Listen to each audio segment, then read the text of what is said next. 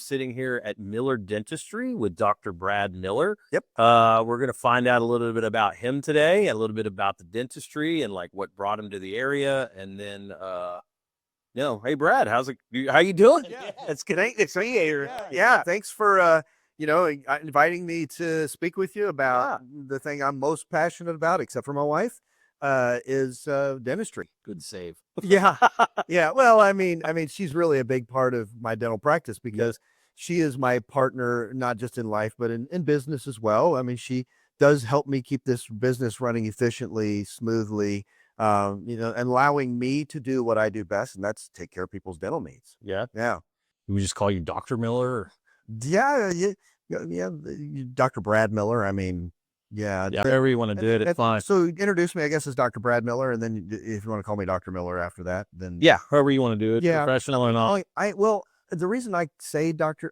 Miller, like when I call to check on patients or the night before when I'm introducing myself to new patients, if I just say, hey, this is Brad, they're going to be like, who the hell is Dr. Miller? They're going to be like, oh yeah, Dr. Miller. So I think it's not an ego thing. It's really just this puts it in, it's a context thing. Trust me, I get it. Yeah. I had a so like when I was in when we were in grad school, this is kind of like I had two things that like got me. I don't even use the title anymore, right? Mm-hmm. So like we were downstairs one day and there was like 5 of us, like postgraduate. Not me, I hadn't graduated yet. And we were like trying to get tacos from like one of these little stands or whatever it was. Right. Yeah. And so it was like we were arguing over the cash. And it was like, and so I was like, well, how many doctors does it take to figure out change for tacos, right? So then when I graduated, I went to go do a post with a friend of mine who was at my same undergrad, and he was like an EMT guy, like he had a doctorate in emergency medicine. Yeah. And like he was like, hey, I'm Dr. Wampler, blah blah blah. And he's like, no, he's like, don't call me that. He's like, I've said many times to be called doctor, and he's like, he still introduced himself like a normal name. I do it now. Sometimes I'll do it, but like it's really in like the environment. Well, it is. I mean, outside of here, with my friends, I'm not Dr. Miller, obviously. Yeah. I mean, to you, I'm not Dr. Miller. Yeah. In a setting like this, I'm Dr. Miller just because it sets the kind of the tone. But it's funny because like some people like, oh, I'm Dr. Rob. Yeah. And I'm like, okay, well, you can be Dr. your first name if you want, but if you just say, just call me Rob, I think it lowers kind of your position or your level of expertise. Yeah. A little bit. No, I mean, I will say I do miss the prestige, but it like, people always ask me like, cause like I'm lazy now. Right. So like, I don't get caught dead in a suit. Yeah. Or like years now. And I hate it so much. But your business is not wrapped around being doctor. Right. Mine is. Yes. Completely wrapped around. Right. Yeah. So anyway, plus, with it being called Miller Dentistry, if I say Dr. Miller, people make that connection right away. Right. Yeah. And if I just say Miller Dentistry, I'm Brad, they're like, okay, how do you fit into that? Yeah. So, anyway, I love being in this area. I love League City. We had been eyeballing League City for a number of years. I probably told you about this, but I'm originally from mid-Missouri. So I say mid-Missouri now because I found out when I moved to Texas, when I say I'm from Missouri, Missouri City. No, mid-Missouri, the state of mid-Missouri, or the state of Missouri, I should say. Anyway, so from Columbia, Missouri, city right in the middle of Missouri. It's actually the same size as League City. So League City feels very comfortable to us from that standpoint. We didn't have the Metro Houston area next to us up there. But anyway, 55 years I spent in Columbia, Missouri. Born and raised, spent my whole life there, went to University of Missouri, go Mizzou. And then went to dental school in Kansas City, went back to Columbia, Missouri, and opened and operated my private practice there for 30 years. Mm-hmm. And when you live in some place long enough, some people move around a lot. Some people move around never. We decided it was time for a change, to come down here and get away from winter and be next to the coast because I love to sail. So, and our youngest was graduating high school, so we were going to have an empty nest, and really kind of no better time than just try something new. So I sold that practice in Missouri and moved down here and opened Miller Dentistry. That's cool. Yeah, running it on the same principles, the same code of ethics, the same culture that I had back in Missouri that built me a strong reputation, built me a good practice that people returned to time and time again. Of course, told their friends and their family about. And that's really what I'm trying to do here. I have a practice that I want everyone to feel welcome to, and I want them to feel like they're what they need, what they want is my top priority every single time. I just tell people, hey, I'm here to help you get what you want. That's great. Yeah. That's great. So let me ask you here on this. So like when I came in, number one, like I'm big now with like spotting logos and color schemes and color theory and all that other stuff, right? Yeah. So I walk in and I like see the logo and I'm like, okay, like that's super cool. It's got the wellness, the new physique, the new like up and becoming like what's the word I'm looking for? Chic, modern and healthcare. clean. And that's kind of, and that's the way our dental practice is, modern and clean. I mean, you've seen the front room here. Yep. That I haven't taken you back to the treatment area. Oh, People we're gonna go back to the treatment area and I'll show you. But they're always impressed by the privacy of each room. Each room in my practice is a private room. There's not this open concept where you hear everybody's conversation. You hear the drill running in the next room. You hear screaming. I don't know what you might hear. The thing you want to do is, turn your head and look at somebody else who leaned back and getting the same treatment or something else. But no, this is private practice and private care. And so the treatment rooms are all private. When you go in there, you'll see that the rooms are very minimalistic. Of course, there's a nice big TV up above. As soon as we lean you back, people go, oh, wow. Because we want our patients to be comfortable. We want to give them things that maybe take their mind off of what's happening in their mouth while we're in their mouth. They won't feel it, but we want them to just be dissociated from it. Yeah. So, I'm super proud of the facility we built here. I'm happy with everything we've done, but it's taken. Well, my tagline, just so you know, it's right there on the wall. It says "Making people smile since 1992." So whenever people say, "Oh, how long have you had this practice?" I say, "Well, just over a year now, but don't worry, new practice, old dentist." So I want them to know right away. I mean, I've got a lot of tools in my belt and a lot of experience. Yeah. And I do a lot of different things that general dentists may not do. They may send you all over town for all these things.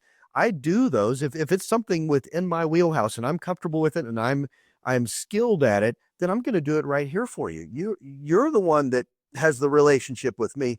I'm not going to send you somewhere else if I don't absolutely have to. So like you can do orthodontics I do orthodontics. I do clear aligners and braces. I've been doing that for over 2 decades now. Hundreds and hundreds of happy customers with that. Of course, I do dental implants, which has become more and more popular. People are wanting to replace what they've lost. They want to get their function back. They want to reinvigorate their health. Right. Yeah. And then I also do things like I help my patients feel more comfortable, not by just addressing teeth problems, but other problems like headaches or jaw pain. I even treat snoring. So, I mean, there's a lot of aspects of a person's health that I can help with because the big thing, and we're working on really developing this within our practice, is oral health and overall body health are closely related. We call it the oral systemic relationship. And so it's the mouth-body connection. And I'm not just here to treat a person's tooth. I'm here to treat the person as an overall person. Yeah. And so, I look at their teeth, but I also look at what might be going on otherwise that I can evaluate or at least identify and see if there's directions I can move them with other, respected and vetted referral partners. So, like physical therapists or massage therapists or people who can help with maybe some supplements or things like that. So, this is not just. I'm really like appreciative of that because like I have a heart murmur. Yeah, I remember that was a big thing. It was like, well, I don't know if it still is or not. It's like you always got to get on a Vanco set when you go see the dentist because you can get an infection down in there and on the valve. And Yeah, that was a big thing I remember as a And kid. you know, dentistry is an ever evolving profession, Mhm. like any profession is. If you're not up with the times, if you're not up with the current trends of how we do things, heart murmurs, you're right. Even the American Heart Association does not recommend pre-medication with antibiotics before a dental appointment if you have a simple heart murmur. Right. Now, things like recent prosthetic joint replacement, you're getting a knee, you're getting a hip, then we're going to talk with you about some pre-medication. Right. But these are the rules that have changed. So if your dentist is still recommending some antiquated things, they're not keeping up. And that's why I'm able to provide these other services like implants. When I was in dental school back in the late 80s, dental implants were really just getting kind of rolling, kind of as we know them today. Now, when I see a possibility for a dental implant, my mind already takes a snapshot of what the end product's going to look like because I've done so many of them. Yeah. So, you know, I not only do I have the education and training for it, Mhm. but I have the skill of doing so many of them that for me, it's just second nature. I always challenge, especially my employees, you know, what comes first, success or confidence? So I'm going to ask you, what comes first, success or confidence? Success or confidence? Mm-hmm. Oh, that's a tough one. Yeah. So, I mean, I guess I would say confidence comes first. Okay. Because you have to be confident taking the risk for success. So that is self-confidence. Yeah. That is you're a confident person. But when you're first doing a project or a procedure, how confident are you the very first time you're Yeah, I touching wouldn't that? say I would, but you got to have enough confidence to do it, right? Right. People are so scared these Yeah, days, you know, well, you tackle on their fears and the risks. But I challenge Yeah. people to think of it maybe at the flip side of that. Right. And that is, you know, success breeds confidence. And so what I'm really trying to say is I've had a lot of success. Yeah. And I have it because I've done it over and over and over. And I pay very close, particular attention. I'm a picky dentist. And I tell my patients, I'm like, hey, I'm just being picky here. And every single patient goes, I want you to be picky. Yeah. Yeah, I want everything to be just right. I really just treat people the way I want to be treated. Yeah. And that's just simply know what I'm doing, be skilled at it. And if it's something that's outside of my comfort zone, I'm going to refer you to a trusted partner. Right. Yeah. So Right. that's So what I building do. that network has been so there's a good question there because there's two segues I wanted to get into. Okay. So how difficult was that build? I mean, if you've only been here a year, building trusted relationships, and Yeah. partnerships is kind of that's a tough thing to do, right? Yeah. I mean, you know, in Columbia, Missouri, that being my hometown, Yeah, you knew spent everybody. my whole childhood Yeah. building those relationships. So I knew a lot of people in town. And so my name was already well enough known. In fact, my grandfather was mayor of Columbia. So, I mean, there's a tradition of my family Right. in that area. Here, I know a few people, but I love the area. And I was like, this is worth the risk. League City is worth the risk. Right. And came down here. And yes, I have had to put significantly more energy into networking where I'm really just going out and meeting people and letting them know who I am and giving them a chance to ask me questions if they want. So I can, you know, tell them how I can help. Whereas in Missouri, not only was I from the area, but, you know, I had built that practice over 30 years. So it had momentum. Right. I am in the liftoff phase, so to speak. Since we're 2 here more now, years. what's that? 2 more years, right? No, well, it's as long as it takes. But the thing is that since we're so close to NASA, I always make this analogy of, you know, when a rocket ship is blasting off, it uses 98% of its energy in the first 2% of travel. Right. After that, you've got momentum and it uses very little energy to really keep rolling. You have to use some energy and you have to keep your course correct, of course. But so I'm spending a lot of time and energy. But what it's also helped me to do is really get to know my community and get to find out where I can connect and what philanthropies I can get involved in, Right. and what other businesses are out there so that I can utilize those businesses or even refer those businesses. Yeah. Yeah. And and then that's changing so rapidly. Yeah.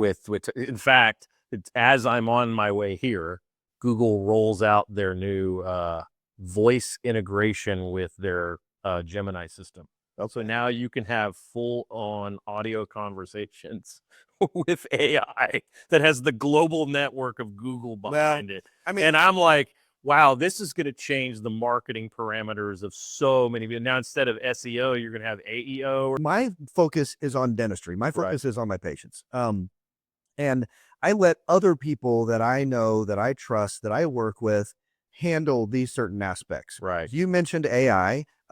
We actually have an AI receptionist that just takes the heat off of our in-person receptionist or coordinator. And that's designed so that we don't miss calls, so that people can have as much real time, because we're a small business. Right. I have 3 employees. We're not super big. And so if the phone is rolling over to an answering machine, it's simply because we're helping either somebody else that's in the office or on the phone, or we might not be here that day. Do you like it? Because I've Well, been toying with the idea. This is beta testing for our practice. It's actually new technology, so I think it's kind of a beta test for really anybody. Anybody, right? So Annie AI is what it's called. Annie is learning. Annie is figuring out how we talk to our patients. Annie is figuring out how we schedule our patients. And but I think in the hopefully somewhat short term, it's going to be a long term benefit. Right. And that is that our patients don't call and say no one answered, because if you don't leave a message, we don't know you've called. We're not going to call you back. Right. But Annie will know you've called because she's going to talk to you, and the way AI does. So yeah, and that's all part of keeping up with things. Just like our website, we try to keep current on our website. We try to keep current on any of the products we use, any of the services that we provide. So yeah, that's the beauty of dentistry, in my opinion. That's why I'm so passionate about it, and why I love being a general dentist, is because as a general dentist, I can do any service in dentistry as long as I have the skill set to do it. So I have to do the extra training. I'm always learning. I'm always growing. I'm always improving my skill. Different services that you can offer. Yeah. Right. Yes. So do you have, now I'm not familiar enough with the way that the regulations are in dentistry. So you have to go get board certified in each one of these, or just as long as you're competent in it, you can go ahead and practice that service? That's correct.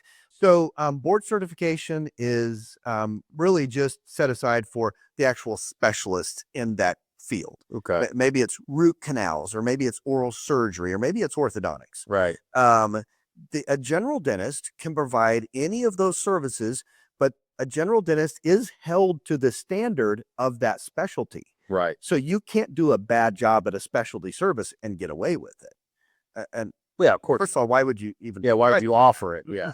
But there are people who do. If there's, dentistry is a great profession, but it's like any other profession. There are people, unfortunately, in the field of dentistry that will take advantage of their authority and of the trust that a patient comes in. When a patient sits down in my chair and opens their mouth, that's the most humbling experience for me, because they're saying, I trust you, please help me.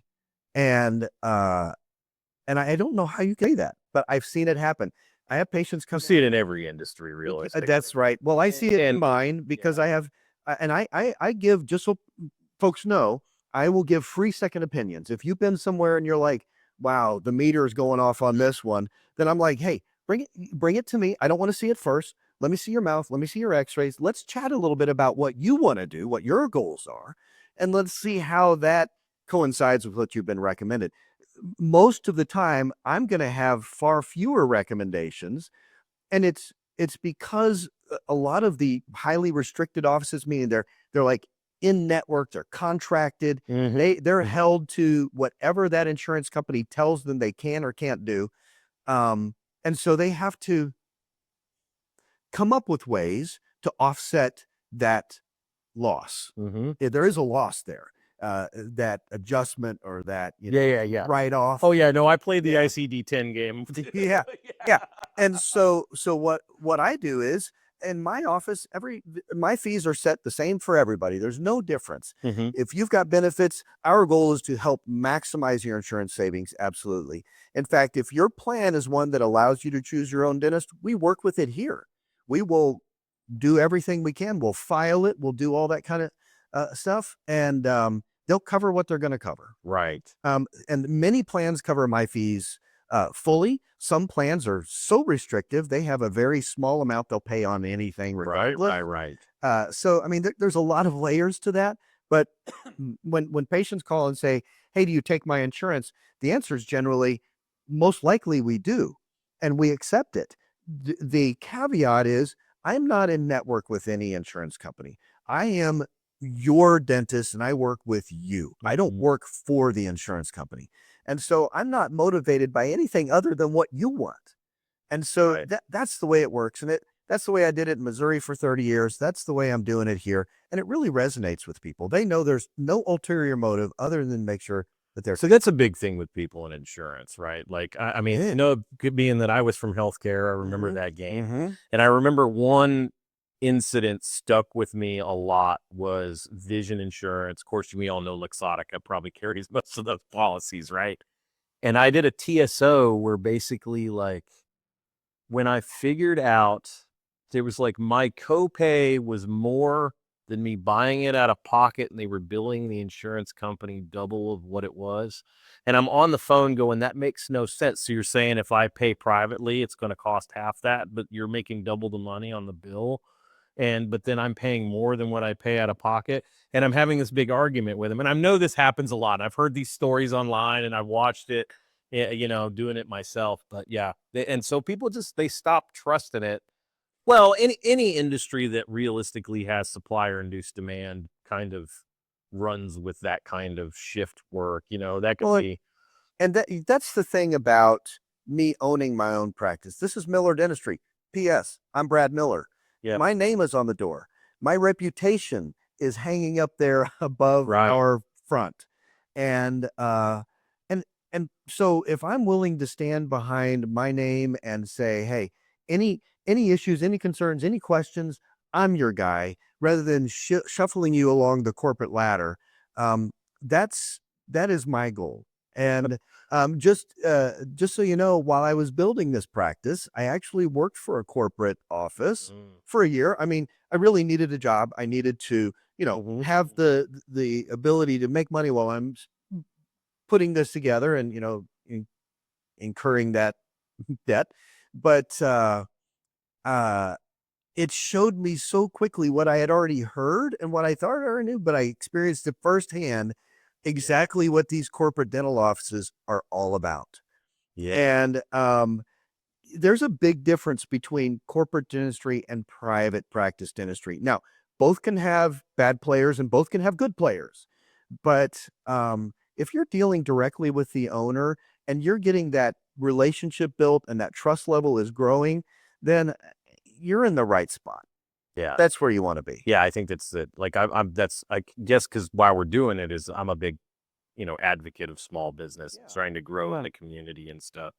And then so like, but I did want to so when you sold the dentistry and then moved, did you like go completely into a restart, or is some of these designs and colors and forms and processes, or did you just scrap it all and go, I'm going to change it for League City and start over?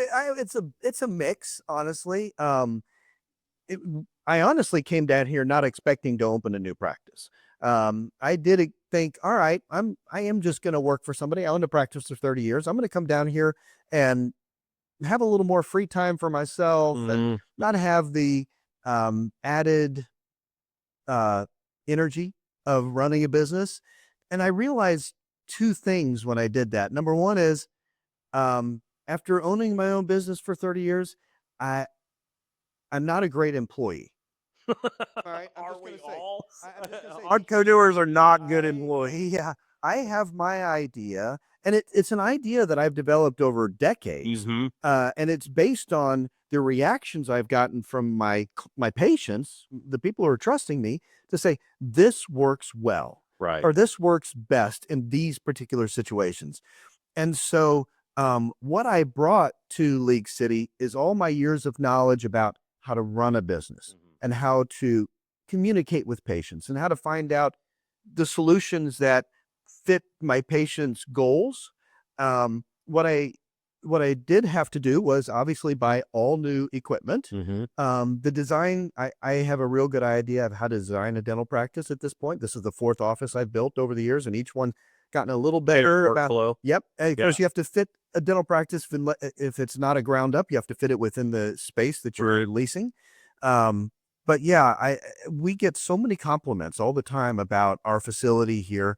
And one of the beautiful things is I actually live a half a mile down that street right there. So I am within 2 minutes of the office. If you ever have a dental emergency, call my office. If it's after hours, you'll get the emergency number. That's my personal cell phone number. To tell the world that. Absolutely.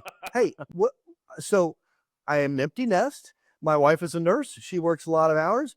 I love what I do. It keeps me engaged. It keeps me excited about the day. And if somebody's having a problem, it's the biggest compliment I could ever get from anybody is saying, hey, will you help me?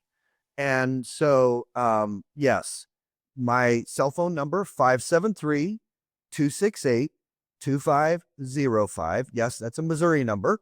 But if you have a problem or somebody you know is having a problem, call me. I do. So let me interrupt you there. So how many of these emergencies have you actually done since you started down here? Not yet, or do you No, I mean, I get calls from time to time. I'm really happy that my patients feel comfortable calling me if they have a question. Now, I do kind of stay ahead of the game on that because anytime I've worked with a patient and I've done some kind of procedure that I know there's going to be, some recovery or potentially some questions afterwards, I'm always calling to check 2 or 3 days later. Hey, how you feeling? How's it going? Any questions come up? And maybe there is a question they didn't think to ask. And of course, they're like, I didn't want to bother you. I'm like, that's why I'm calling you, because I don't want you to feel like it's a bother. New patients, I always call them the night before to introduce myself, see if they have any questions. Sometimes the question is, what time's my appointment tomorrow? Okay, let me tell you. Or how do I get to your office? Sometimes it's something like, hey, this is my history. Can I share that with you? And I'm like, I want to hear you. Your story is important to me. Yeah. It's a part of what makes you. Yeah. And helps with the whole decision tree. Right. So I do get those after hour calls. Sometimes, even if it's a new patient, I'm able to say, hey, here's what I recommend for this situation. Or I might say, I'll meet you in my office in 10 minutes. Yeah. And sometimes it's just, it's a peace of mind for that patient. Yeah. Because something's happened. They don't know what it means. And I can say, snap a quick picture of that, text it to me at my number. And we just chat about it a little bit, teledentistry. I don't charge anything for it. But at that point, maybe they'll say, hey, I'll come see this guy because he's helped me out. So yeah, I'm just here again. People say, oh, like we're at networking, and they're like, oh, I don't want to talk about teeth. I know you do that all day long. I'm like, it's 24/7 in here. Yeah, teeth is like your business. Are you always thinking about your business? Let me tell you how much it sucks to be a real estate inspector and walk into a building and like I can pinpoint code violet even sitting here. Just it is. Tell me so sorry before you leave. So doing that and having a lot. I am kind of happy getting out of healthcare though, because I know that that's your thing. But like I remember for a while, like on that end of things. Being in pathology, you're doing basically diagnostics. So you don't have patient interaction. You're doing straight diagnostics. So when I got into the world, it was like, I'm calculating what's wrong with them. Like, and like being house, but on a real world, not the made up stuff. And if I can just ping off that real quick, that's one of the things I love most about being a general dentist is I see my patients on a regular basis. Some of them every 6 months and maybe every 3 months, some of them once a year, or when they have a problem. Okay. But they still call me anyway. I love the relationships. If I was a specialist, I might see them for a couple of years to straighten their teeth. And then that's it. I might see them for their root canal and then that's it. But as a general dentist, I get to see them. And it was bittersweet selling my practice in mid-Missouri. I feel like I closed it because I just made that separation. Mm-hmm. But I had people like, oh, man, what I said, here, I've worked really hard to try to find somebody to take over my practice. The conversations we've had, I believe there's going to be a relatively smooth transition. And honestly, since then, any transition is going to feel a little awkward at first, but since then I've gotten feedback from patients that I stay in contact with back in Missouri, and they're saying, yeah, this guy's really, fitting in nicely. That's good. And so, yeah, that's Yeah. huge, because those patients, and I mentioned corporate dentistry. I could have sold to a corporation. Yeah. I probably could have made double or 2.5 times my sale price. But my patients trusted me for 30 years. Why would I just sell out to them? Yeah. And so I was like, no. I'm going to sell to a private individual. I'm going to sell to somebody who's going to really carry the torch. There's a practice in League City here that we've gotten a lot of new patients from, that had a really good dentist, and it sold out basically to this corporation, and it has just collapsed. Is it Mint Dentistry? I'm not going to name any names. No, I just know for 2 years ago, that place, like, they blew up and then they disappeared. So, I mean, like I said, I always I had a passion for philanthropy. When I was a kid, I belonged to different groups where we'd go out and help the community. I was a Boy Scout, all that kind of stuff.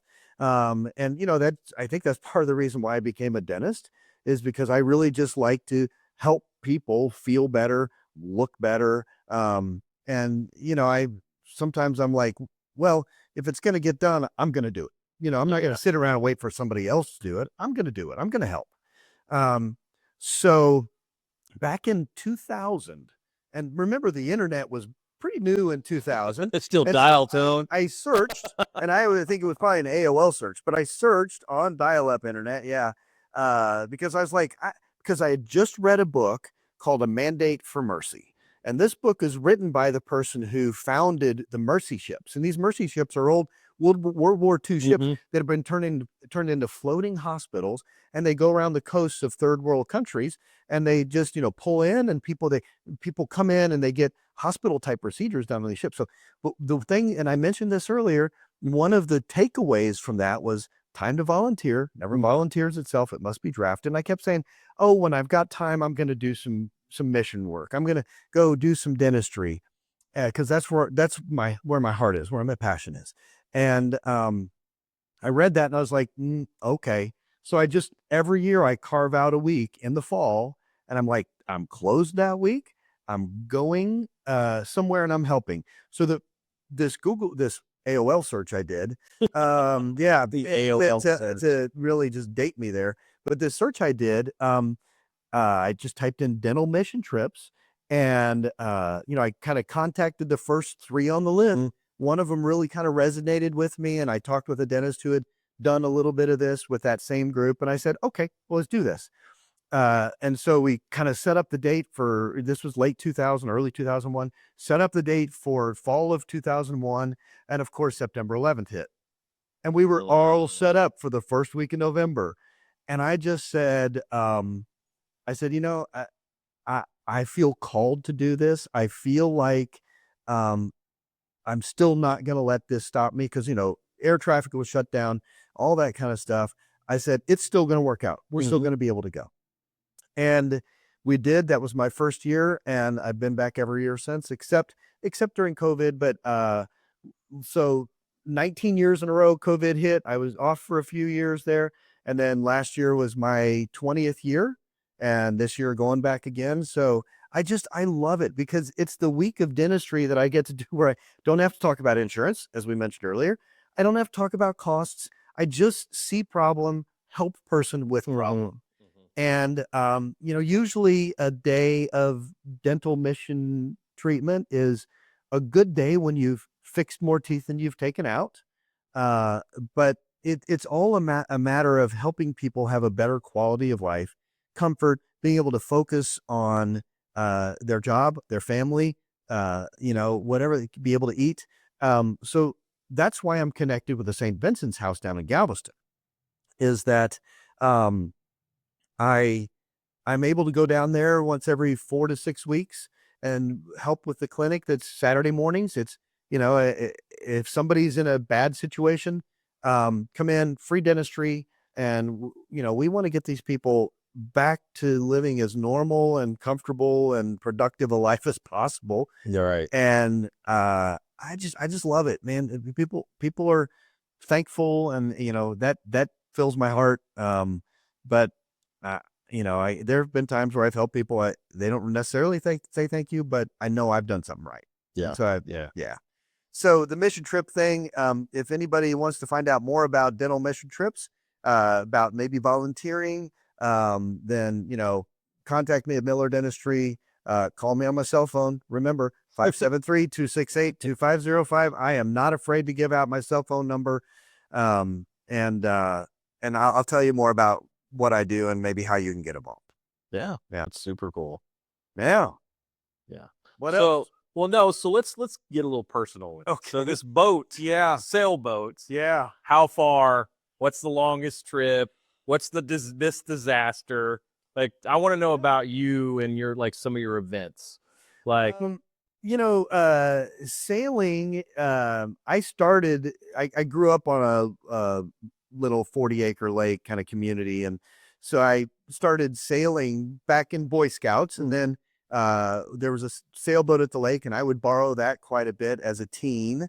And then after I finished Boy Scouts, I got into the explorer side of scouting, and I was involved in Sea Scouts, which is a kind of a nautical organization, and got a lot more sailing done there. And then when of course, I grew up around Lake the Ozarks. So I grew up around the water. Mhm. I was a competitive swimmer in my youth from age 7 to 17. And so I love water. I love water sports. I love to ski and wakeboard and boating, sailing, floating on the water, just water. I love to look out and see the water. Mhm.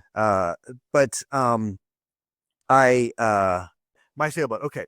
Yeah. So, sailing is one of those things that it can be as leisurely as you want it to, or it can be as exciting or perilous as you want it to. And sometimes if that happens to you and you're not planning that, you can get yourself in trouble. So to be a sailor, you got to really understand things like tides and currents and and wind and forecasts. But that's one of the best things about the Bay Area here is Galveston Bay is huge for sailing. It's well protected. You can usually get in out of the bay pretty quickly if there's something that wasn't quite so foreseen, or if something develops that wasn't predicted. But as far as scariest, I mean, I have been out in the Gulf, not in my boat, but in rental boats or other boats where I've gotten caught in a squall. And, if you're in a car and it's raining real hard, you could pull over to the side of the road and just say, I'll wait for the rain to clear. If you're on a boat, you got to ride it out. There's no pulling off to the side of the road. There's no timeout. But that, again, that just builds skill sets. But my longest sailing was just actually last October. I did my first Harvest Moon Regatta, and it was fantastic. Have you heard of this? Mm-hmm. I have. So Lakewood Yacht Club annually puts on their Harvest Moon Regatta, which is a sailing race, and it's from the Galveston Bay Pier to Port Aransas Inlet. And so it's 147. Do you just go down the intercoastal, or do you go downstairs? This is out in the Gulf. The race is in the Gulf. It is no motors, no autopilot. It's all navigation and at the helm. And so it's 147 nautical miles. My boat goes about 6.2 knots per hour, 25 hours. That's how long we were sailing from Galveston to Port Aransas. So it was an overnight sail. They coincided with a full moon.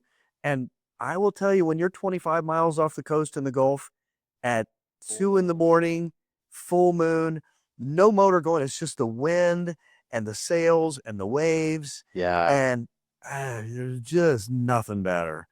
And so it's my relaxation piece. Like I said, it can be as relaxing as you want or as exciting as you want.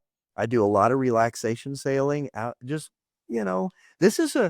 dentistry is a challenging, rewarding, but sometimes difficult job. And so it's always nice to have a respite. And for me, that's sailing. So being here, best of both worlds. Yeah.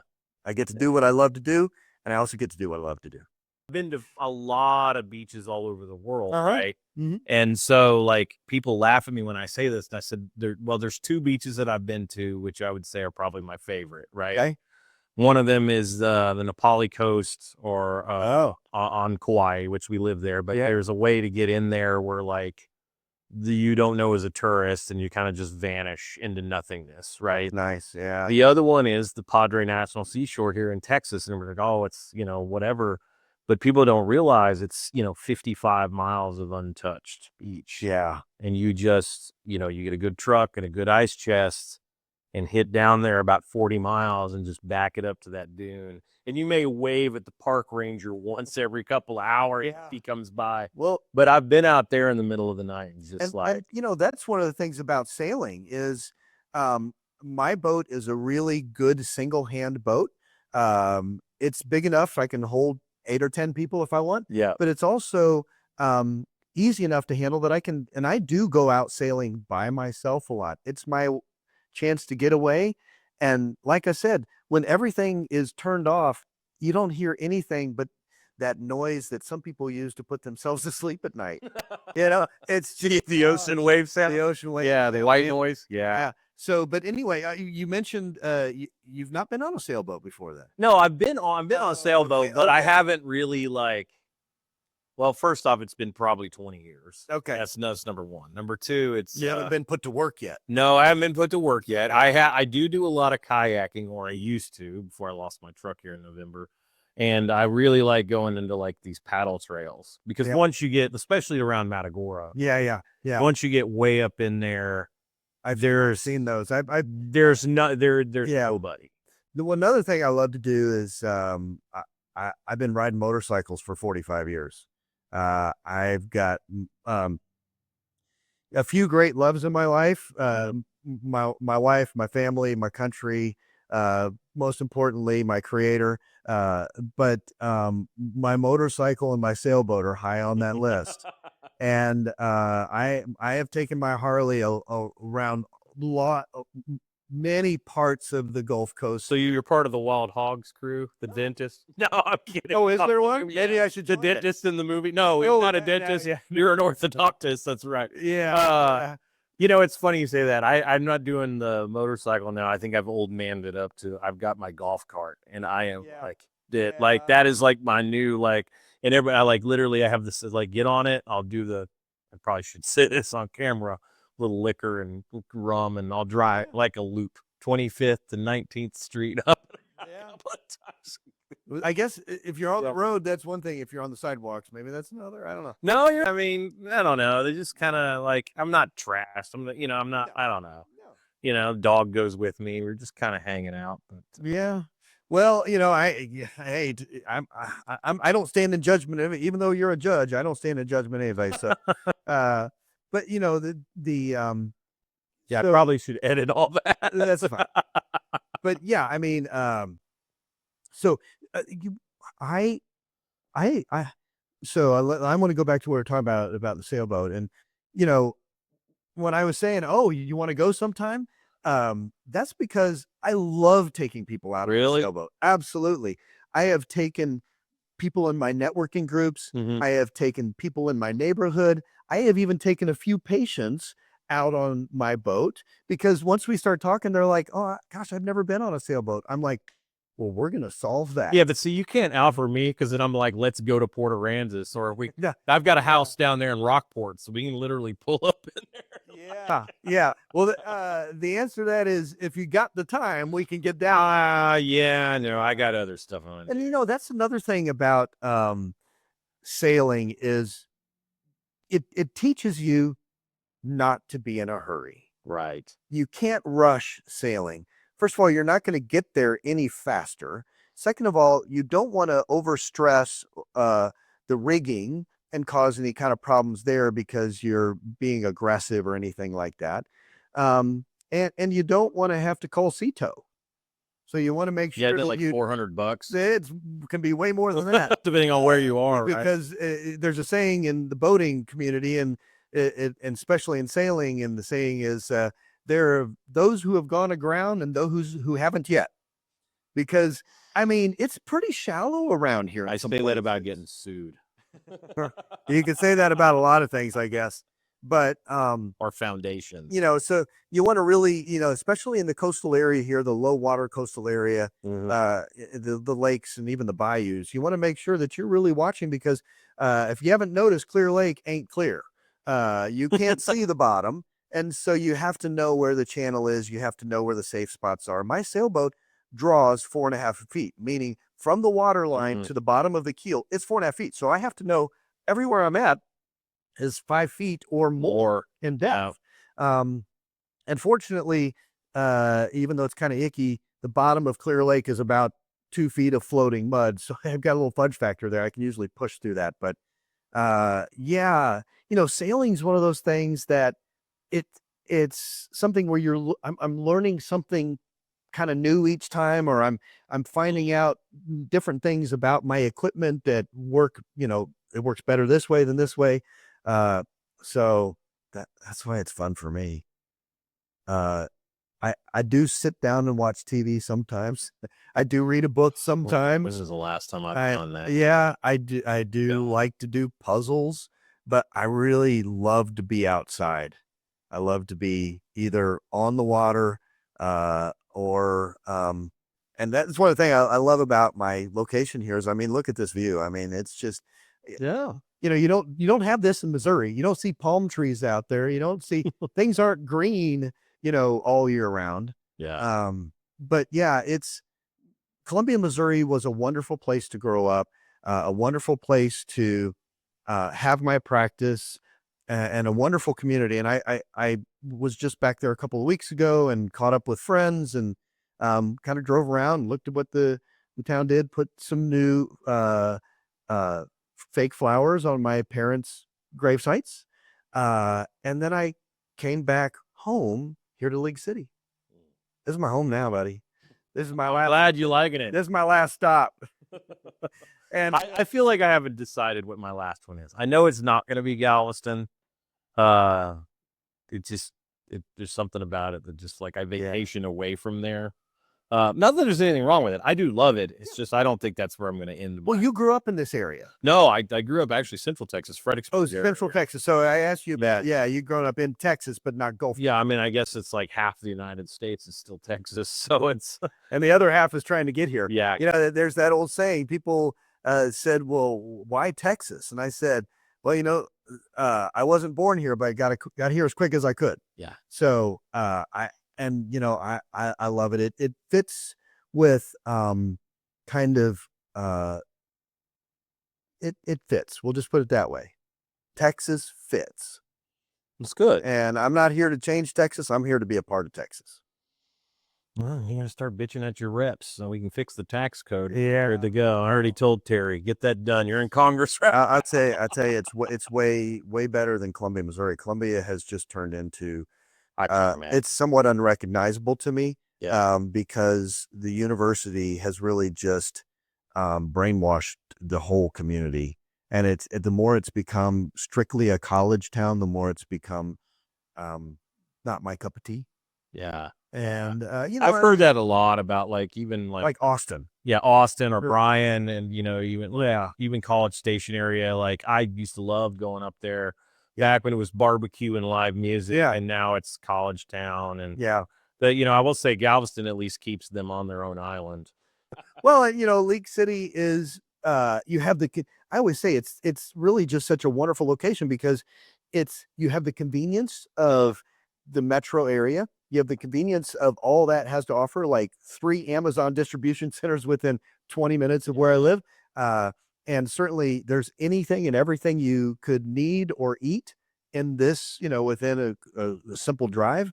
But this area is still pretty isolated from, you know, the urban part. And I'm not talking down the urban part. I'm just saying the different ideology of a large city versus, you know, a suburban area. Yeah.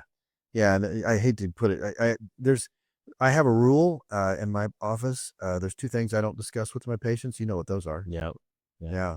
So Every business. yeah, and I've added a third one actually. I have an anti-lobbying campaign. It's part of like, anytime a person brings up religion or politics, I just say, "Oh, that's interesting," and I move on. you I'm kinda not have to. engaged in any way, shape. Even if I think we're on the same page and it might score me some points with them, I just stay away from it. No. With clients, it's normally a non-biased. Like we Yeah. have a non-biased policy. We actually have that written in our handbooks and stuff. I I do too. try not to. I mean, like, and then people don't realize, like, I put my business as my place to vote. Like that's my residence because that's what really controls my lifestyle.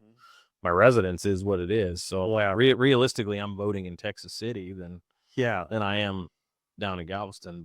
Sure. But yeah, No, and I mean, you're probably more interested in how it affects your business than Right. you are about it affects your home. yeah, the ordinances make a difference on commerce, not so much if I need to do an electric panel or something. Yeah. Right. Anyway, So cool. well, we are running out of time, aren't we? Absolutely. No, and I absolutely appreciate the time you spent with me. And I appreciate getting to know you a bit better. I know we recently met, but this is how it all starts out. I've recently met a lot of people, and now they're becoming, good connections, good friends, and people that I turn to when I have questions or need help. Alyssa. Yeah. No, I mean, yeah, there are certain people that are better connections, but I never burn bridges. So every connection has a potential, and I'll just see how it plays out. So My issue is I end up dating people in my industry, and it ends up like really burning my ass. I gotta quit saying. No, like that's my new rule: is nobody dating in my industry anymore. Well, and I'm married, second time around, better time around for sure. But yeah, moving into a new community is one thing. Moving into a new community and then also trying to start a new kind of relationship or something, man, that's just too much. I don't want to deal with all that. I've got an amazing wife, and I mean, just like I said, my love, my partner, my best friend, and we really do sync. It's a partnership. Yeah. And that's cool. When you can go somewhere with your partner and you guys are both happy with the location, you both choose it together. There are still days where I'm like, I should have stayed in Missouri. That I had that practice up and running, everything was going great. But I mean, like You're not sailing. I'm not sailing. I'm not down close. My aunt is she's 83 years old now. She's down there on the island, and I do check on her a lot. She was just in here yesterday getting, visiting the dentist. But and my mom is gone. So my aunt really is kind of my aunt at this point. And it's just family, how family comes way more important to you the older you get. Be closer to my brother and my cousin and our friend, our friends that we've had for many years. Yeah. I got you. Yeah. Life's a give and take, my friend. It's shrinking for sure. I know my circles are, and watching that people age. But anyway, well, so guys, that's it. Yeah, Dr. Brad Miller with Miller Dentistry here in League City. We'll put up some social links for you, and I'd appreciate that. I appreciate you being here and giving us the time. And don't forget, I've been making people smile since 1992. I can help you too. All right, final plug. Appreciate it. Thanks, guys. Thank you.